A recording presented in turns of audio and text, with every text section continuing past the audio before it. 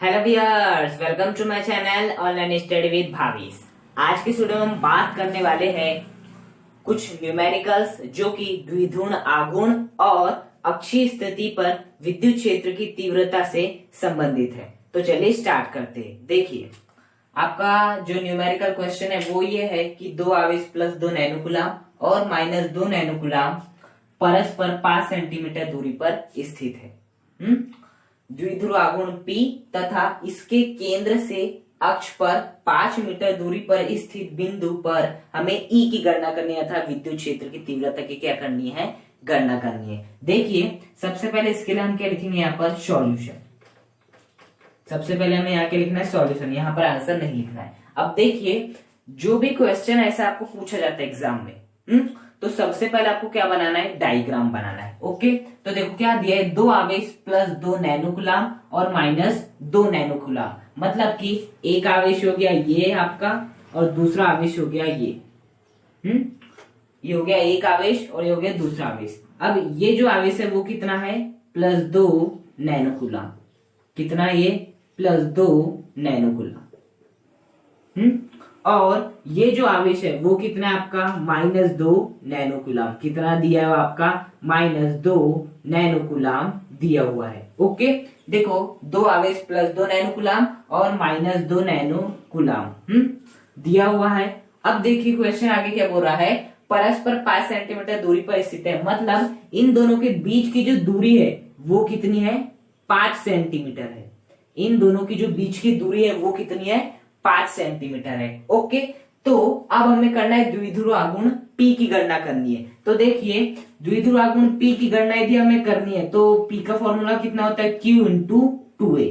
कितना होता है आपका, Q इंटू 2A। अब हमें देखना है कि हमें Q की वैल्यू दी है, 2A की वैल्यू दी है। देखते हैं। देखिए, क्या आपको Q की वैल्यू दी है, बिल्कुल दी है, प्लस 2 नैनोकूलम या माइनस 2 नैनोकूलम।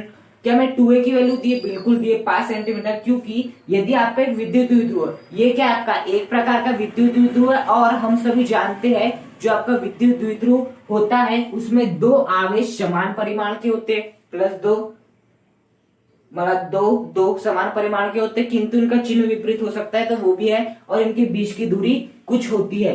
तो यहाँ पर जो आपका 2A का मान हो गया वो कितना हो गया आपका, 2A का जो मान है वो कितना हो गया आपका, 5 सेंटीमीटर हो गया। 2A का जो मान दिया है वो कितना हो गया आपका, 5 सेंटीमीटर हो गया।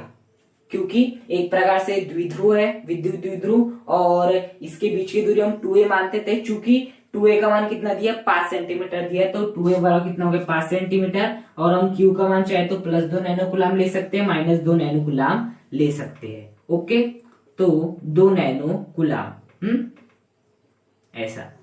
ओके, अब हमेशा याद रखना, जब भी हम मान रखते हैं तो हमेशा ऐसा ही मात्रक में रखते हैं। किस में रखते हैं, ऐसा ही मात्रक। मतलब कि यहाँ सेंटीमीटर की जगह हमें क्या करना पड़ेगा, मीटर में बदलना पड़ेगा। ये जो आपका नैनोकूलम है, जो आवेश है उसका ऐसा ही मात्रक कितना होता है, कूलम, लेकिन हमें किस में दिया हुआ है, नैनोकूलम में, तो इसे हमें कूलम में बदलना होगा। फिर जो आपका 2A वो एक प्रकार से दूरी है, दूरी हमें इसका ऐसा मात्रक कितना होता है, मीटर, किंतु यहाँ किसमें दिया है, मान सेंटीमीटर में, तो मुझे इस 5 सेंटीमीटर को मीटर में कन्वर्ट करना पड़ेगा और 2 नैनोकूलम को भी कूलम में कन्वर्ट करना पड़ेगा। अब देखिए, जो आपका नैनो होता है उसका मतलब क्या होता है, 10 की घात -9। नैनो का मतलब कितना होता है, 10 की घात -9। तो क्या मैं 2 गुणा 10 की घात -9 कूलम लिख सकता हूँ। जो आपका 2 नैनो कूलम है इसे मैं लिख सकता हूँ 2 गुणा 10 की घात -9 कूलम लिख सकता हूँ। और देखिए, हमने आवेश को कूलम में भी बदल दिए। ये तो हमने Q का मान ऐसा ही मात्रक में लिख लिए। अब देखते हैं हम 2A का मान। देखिए, हम सभी जानते हैं 1 मीटर बराबर कितना होता है आपका, 100 सेंटीमीटर। 1 मीटर बराबर कितना होता है, 100 सेंटीमीटर। तो यदि मुझे 1 सेंटीमीटर निकालना हो, कितना निकालना हो, देखिए 1 मीटर बराबर 100 सेंटीमीटर। अब देखना, मैं इसे ऐसे लिख सकता हूँ, 100 गुणा 1 सेंटीमीटर। 100 सेंटीमीटर को ऐसे लिख सकता हूँ मैं, 100 गुणा 1 सेंटीमीटर। तो देखो, अब मैं क्या करूंगा, और ये 1 मीटर यहाँ जैसा का वैसा चल रहा है। अब मैं क्या करूंगा, मुझे इस 1 सेंटीमीटर की वैल्यू निकालनी है। किसकी वैल्यू निकालनी है, 1 सेंटीमीटर की। तो मैं क्या करूंगा, इस 100 को इस साइड में भेज दूंगा। तो फाइनली आपका क्या हो जाएगा, फाइनली हो जाएगा आपका 1/100। कितना हो जाएगा? 1/100 हो जाएगा इंटू मीटर बराबर 1 सेंटीमीटर। अब देखिए ये जो आपका क्या है, ये जो आपका 1/100 है, इसे मैं ऐसे लिख सकता हूँ 1/10⁻², मीटर लिख सकता हूँ ऐसा मैं। 1/100 को 1/10⁻² लिख सकता हूँ। अब यदि 10⁻2 ऊपर जाएगी तो क्या बन जाएगी? 10⁻−2 बन जाएगी। तो मैं इसे लिख सकता हूँ 10⁻−2 मीटर बराबर 1 सेंटीमीटर। 10 की घात जब 2 ऊपर जाएगी तो क्या बन जाएगी? 10⁻−2, तो 10⁻−2 मीटर बराबर 1 सेंटीमीटर। अब देखना जो 5 सेंटीमीटर, मैं इसको ऐसे लिख सकता हूँ 5 × 1 सेंटीमीटर लिख सकता हूँ, 5 × 1 सेंटीमीटर। अब बताइए 1 सेंटीमीटर बराबर कितना होता है आपका? 10⁻−2 मीटर। तो मैं इस सेंटीमीटर की जगह पे लिख दूंगा 10⁻−2 मीटर। तो फाइनली जो दूरी हमें 5 सेंटीमीटर में दी हुई थी, मैंने किस में कन्वर्ट कर लिया? उसे मीटर में कन्वर्ट कर लिया, और क्यू के मान को क्या कर लिया? मैंने मीटर में कन्वर्ट कर लिया। ओके, और हमने किस प्रकार से किए आप सभी जानते हैं। इस क्यू के मान को और 2a के मान को इनके ऐसे मात्रक में परिवर्तित। देखिए अब हम मान रख देते हैं, P का मान निकला है, द्विध्रुव आघूर्ण का फॉर्मूला होता है Q × 2a। Q का मान कितना दिया आपका? Q का मान दिया है 2 × 10⁻⁹। कितना दिया है? 2 × 10⁻⁹ कूलम। इतना दिया हुआ है गुणा। उसके बाद आपका जो 2a का मान है वो कितना दिया हुआ है आपको? 5 × 10⁻2 मीटर। कितना हुआ है? 5 × 10⁻2 मीटर। अब देखिए 5 का गुणा 2 से कर दे तो 5 दूनी 10 गुणा 10⁻⁹ का गुणा 10⁻2 से करते हैं। 10⁻9 गुणा 10⁻2 और कूलम और ये मीटर। देखो 2 का गुणा 5 से किए, 10⁻9 का गुणा 10⁻2 से किए और कूलम का गुणा मीटर से। तो कितना हो गया आपका? कूलम इंटू मीटर हो गया, कूलम इंटू मीटर हो गया। अब देखिए इसे हम आगे सॉल्व कर लेते हैं, बस आंसर आने वाला है आपका। आप इसे जैसे सॉल्व करेंगे तो देखिए 10 गुणा, देखिए आधार समान है और इनके बीच में क्या हो रहा है? गुणा हो रहा है। यदि आधार समान है इनके बीच में गुणा हो रहा है तो घातें क्या हो जाती? परस्पर जुड़ जाती। तो यहाँ पर क्या होगा? 10 आधार समान है तो मैं एक बार लिख लूंगा आधार को, और जो उनकी घातें उनको जोड़ दूंगा। तो -9 प्लस -2 आधार समान थे तो मैंने घातों को क्या कर दिया? आपका जोड़ दिया, और ये कूलम इंटू मीटर जैसा का वैसा चल रहा है। तो देखिए 10 गुणा 10⁻9 प्लस माइनस कितना होता है? -2 कूलम इंटू क्या हो जाएगा? मीटर हो जाएगा। अब देखिए 10 गुणा 10⁻−9 -2 कितना हो जाएगा? -11 कूलम इंटू मीटर। समान है तो घातें क्या हो जाएगी? परस्पर जुड़ जाएगी। तो देखिए क्या होगा? इसी घात कितनी है? 1 है। तो इसे हम आगे क्या लिख सकते हैं यदि लिखना चाहे तो? P बराबर 10 आधार समान है, गुणा हो रहा है तो घातें जुड़ जाएगी, मतलब 1 प्लस माइनस क्या कर देंगे? हम 11 कर देंगे, और कूलम इंटू क्या आ जाएगा? मीटर आ जाएगा। ओके, देखिए 10 1 प्लस माइनस कितना हो जाएगा? माइनस, तो 1 - 11 कूलम इंटू मीटर इतना हो जाएगा। अब देखिए 1 - 11 कितना होता है? -10 होता है। कितना होता है? -10 होता है। तो फाइनली जो आपका P का मान आ गया वो कितना आ गया? 10⁻−10 कूलम इंटू मीटर आ गया। तो ये होता है आपका द्विध्रुव आघूर्ण का मान। अब हमें क्या करना है? देखिए इसके केंद्र से, मतलब कि ये जो आपका विद्युत द्विध्रुव है, ये जो आपका विद्युत द्विध्रुव है, इसके केंद्र से, मतलब इसके केंद्र से, अब देखिए हमने द्विध्रुव आघूर्ण का मान ज्ञात कर लिए। अब हम क्या क्वेश्चन आगे क्या कह रहे हैं वो ध्यान से देखना है आपका।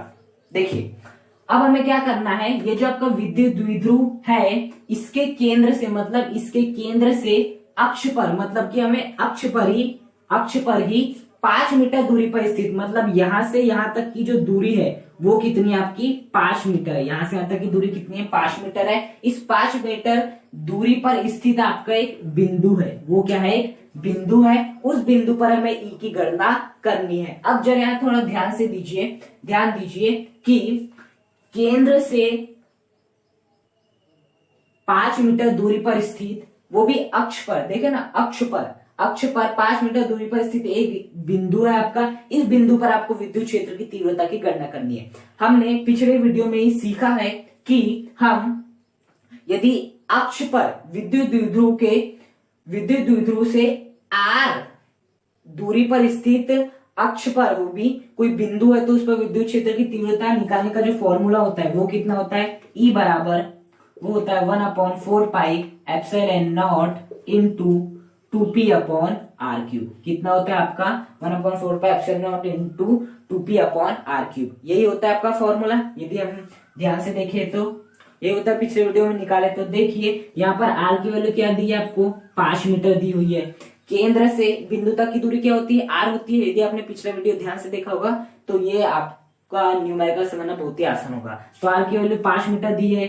पी की वैल्यू अभी अभी हमने निकाली, कितनी होती है आपकी पी की वैल्यू, पी की जो वैल्यू होती है वो होती है आपकी, मतलब पी की वैल्यू अभी अभी निकाले थे, वो निकाले थे हमने 10⁻⁻10 कुलाम इंटू मीटर। क्या निकाले थे, 10⁻⁻10 कुलाम इंटू मीटर। तो हम यहाँ पी के भी मान को रख देंगे, आर के भी मान को रख देंगे, और 1/4 एप्सिलॉन नॉट इसका जो मान होता है वो कितना होता है 10⁹ गुणा 10⁹9। 1/4 एप्सिलॉन नॉट का जो मान रहता है वो कितना रहता है 9 गुणा 10⁹9 रहता है। तो मैं मान पुट कर देता हूँ, तो ई बराबर 1/4 एप्सिलॉन नॉट के स्थान पे मैं क्या लिख सकता हूँ, 9 गुणा 10⁹9 लिख सकता हूँ। 9 गुणा 10⁹9 इंटू 2 जैसा का वैसा। अब बताइए पी की वैल्यू कितनी है, गुणा 10⁻⁻10 कुलाम इंटू मीटर। यही आपकी पी की वैल्यू 10⁻⁻10 कुलाम इंटू मीटर कुछ देर पहले हमने निकाले थे। Divide by r cube, r cube मतलब 5 का क्यूब। क्या आ जाएगा आपका 5 का क्यूब आ जाएगा। बस इसे क्या करना है, अब हमें केवल सॉल्व करना है और आपका आसानी से ये भी क्वेश्चन बन गया। बस आपको सूत्र अच्छे से मालूम होना, सूत्र में क्या क्या है वो अच्छे से मालूम होना। देखिए हम क्या करते हैं, इस 9 ऐसे लिख सकते हैं, 9 गुणा 10⁹9 गुणा 2 गुणा 10⁻⁻10 coulomb into metre divide by 5 का क्यूब। 5 का क्यूब कितना होता है 125। 5 का क्यूब कितना होता है 125 होता है। अब देखिए आगे सॉल्व कर लेते हैं। ई बराबर 9 गुणा 9 दूनी कितना होता है 18 गुणा आधार देखिए समान है, इसे हम पहले लिख लेते हैं अच्छे से, 10⁹9 गुणा 10⁻⁻10 coulomb into metre divide by कितना आ जाएगा आपका 125 आ जाएगा। अब देखिए ई बराबर 18 गुणा 10⁹9 और 10⁻⁻10। देखिए आधार समान है तो घातें क्या हो जाती, जुड़ जाती, मतलब 9 plus minus 10 coulomb into metre divide by 125। क्या किया मैंने, आधार समान थे घाते जोड़ दिया, 9 प्लस माइनस 10 क्या कर दिया मैंने, कुलाम इंटू मीटर कर दिया। अब देखिए इसे हम आगे सॉल्व कर लेते हो। तो जो आपका फाइनली ई का मान आ जाएगा वो आ जाएगा 18 गुणा, देखिए प्लस माइनस कितना होता है, माइनस मतलब 9 माइनस क्या हो जाएगा 10⁹9 minus 10 coulomb into metre divide by 125। Plus minus minus होता है। अब देखिए ई बराबर कितना हो जाएगा आपका, ई बराबर हो जाएगा आपका 18 गुणा 10⁹ 9 माइनस 10 कितना होता है, 9 माइनस 10 होता है -1 कुलाम इंटू मीटर हो जाएगा। ओके, और नीचे आ जाएगा आपका 125। कितना आ जाएगा आपका 125 आ जाएगा। अब देखिए फाइनली चाहे तो अब इसे ई का मान बोल सकते हैं, इसे आगे सॉल्व कर सकते हैं। 18/125 गुणा 10⁻⁻1 कुलाम इंटू मीटर। तो फाइनली जो हमारा ई का मान आ गया वो कितना आ गया आपका, ई बराबर 18/125 गुणा 10⁻⁻1 कुलाम इंटू मीटर। कितना आ गया आपका कुलाम इंटू मीटर। जब हम 1/4 एप्सिलॉन नॉट की वैल्यू कितनी रखे थे, 9 गुणा 10⁹9। आपको ये वैल्यू तो रखना है, साथ ही साथ मात्रक का भी ध्यान देना है। तो 1/4 एप्सिलॉन नॉट का जो मात्रक होता है वो कितना होता है आपका, newton into metre square, newton into metre square प्रति कुलाम स्क्वायर, ये होता है आपका मात्रक। यदि मैं 1/4 एप्सिलॉन नॉट की मात्रक की बात करूं तो होता है न्यूटन इंटू मीटर स्क्वायर प्रति कुलाम स्क्वायर। हमने केवल 9 गुणा 10⁹9 वैल्यू रख दिए, हम मात्रक रखना भूल गए। तो हमें क्या करना पड़ेगा, मात्रक का भी गुणा करना पड़ेगा। क्या करना पड़ेगा, मात्रक का भी गुणा करना पड़ेगा। ओके, तो जैसे कि हमने कुलाम इंटू मीटर को लिखे है, साथ ही साथ हमें 9 गुणा 10⁹9 के साथ हमें ये भी लिखना था, तो इसे हम लिख लेते हैं। गलती से थोड़ा हो गया, न्यूटन इंटू मीटर स्क्वायर हो जाएगा प्रति कूलाम स्क्वायर। क्या हो जाएगा आपका? प्रति कूलाम स्क्वायर। अब देखिए इसे मैं आगे क्या लिख सकता हूं? न्यूटन इनटू, अब हम क्या कर लेते हैं यहाँ पर आपका मीटर स्क्वायर जैसा का वैसा लिख देते हैं, और आपके डिवाइड में कितना आ जाएगा? Coulomb square. देखिए जो आपका प्रति कूलाम स्क्वायर रहता है उसे हम ऐसे लिख सकते हो बटा कूलाम स्क्वायर। अब देखिए एक कूलाम से एक कूलाम क्या हो जाएगा आपका? कैंसिल हो जाएगा। तो फाइनली यदि हम इसे लिखना चाहे तो हम क्या लिख सकते हैं यहाँ पर? कूलाम न्यूटन इनटू क्या हो जाएगा आपका? देखो 1 मीटर और 1 मीटर कितना हो जाएगा आपका? मीटर क्यूब हो जाएगा प्रति कूलाम। तो फाइनली जो आपका आंसर निकल जाएगा वो कितना निकल जाएगा? ई का ई बराबर 18/125 गुणा 10⁻⁻1 न्यूटन इंटू मीटर क्यूब प्रति कूलाम। फाइनली हमने इस प्रकार से एक क्वेश्चन देखा जो कि बहुत ही महत्वपूर्ण है। पी की गणना की किस प्रकार से की जाती है अब आप सीख गए होंगे। साथ ही साथ विद्युत क्षेत्र की तीव्रता की गणना करें। तो